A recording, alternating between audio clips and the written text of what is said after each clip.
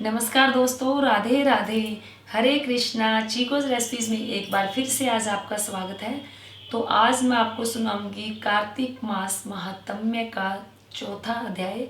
तो कल तीसरा अध्याय सुनाया था। तो तीसरे अध्याय में भगवान श्री कृष्ण ने सत्यभामा जी को बताया था, क्योंकि उन्होंने पूछा था कि एकादशी तिथि क्यों प्रिय है और कार्तिक मास सब मासों में श्रेष्ठ क्यों है। तो ये सब भगवान श्री हरि विष्णु ने सत्यभामा को बताया कि मुझे एकादशी तिथि क्यों प्रिय है और मुझे जो कार्तिक मास है वो अत्यंत प्रिय क्यों है। तो चलिए अब मैं सुनाती हूँ चौथा अध्याय।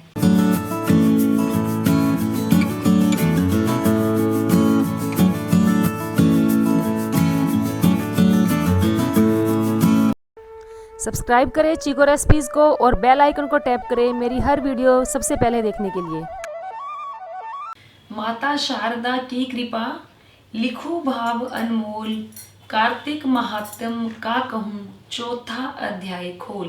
तो दूसरे अध्याय में भगवान श्री हरि विष्णु ने कहा था कि मैं मत्स्य का रूप धारण करके समुद्र में जाता हूँ, क्योंकि कार्तिक मास में भगवान श्री हरि जो है वो मत्स्य रूप धारण कर कर जल में निवास करते हैं। तो चौथे अध्याय में नारद जी बोले, ऐसा कहकर भगवान विष्णु ने मछली का रूप धारण कर लिया और विंध्याचल पर्वत पर तप कर रहे महर्षि कश्यप की अंजलि के जल में जा पहुंचे। महर्षि कश्यप ने दया करके उसे अपने कमंडल में रख लिया। जब उसने बड़ा रूप धारण किया तो उन्होंने उसे कुएं में डाल दिया। जब वह कुएं में भी न समा सकी तो उन्होंने उसे तालाब में डाल दिया। जब वह तालाब में भी न आ सकी तो उन्होंने उसे समुद्र में डाल दिया। वह वहां भी बढ़ने लगी। फिर उस मत्स्य रूपी नारायण ने उस शंखासुर को मार डाला। तत्पश्चात शंख को हाथ में लेकर बद्री वन में आ पहुंचे।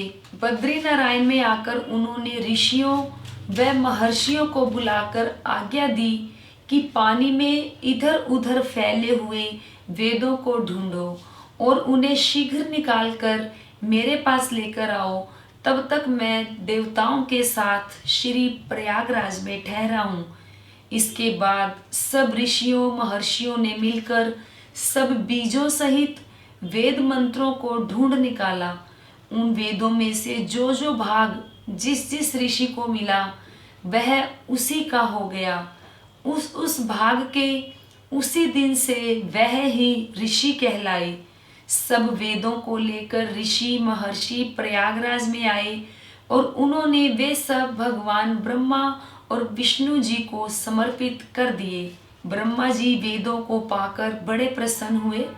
उन्होंने देवताओं और ऋषियों के साथ अश्वमेघ यज्ञ किया। यज्ञ के अंत में देवता गंधर्व यक्ष नाग भगवान विष्णु को दंडवत प्रणाम करके प्रार्थना करने लगे।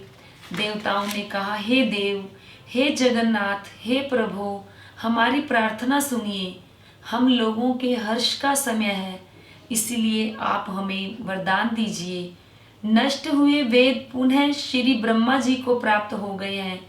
हे लक्ष्मीपते, आपकी अनुकंपा से हम देवताओं को यज्ञ का भाग भी मिल गया है।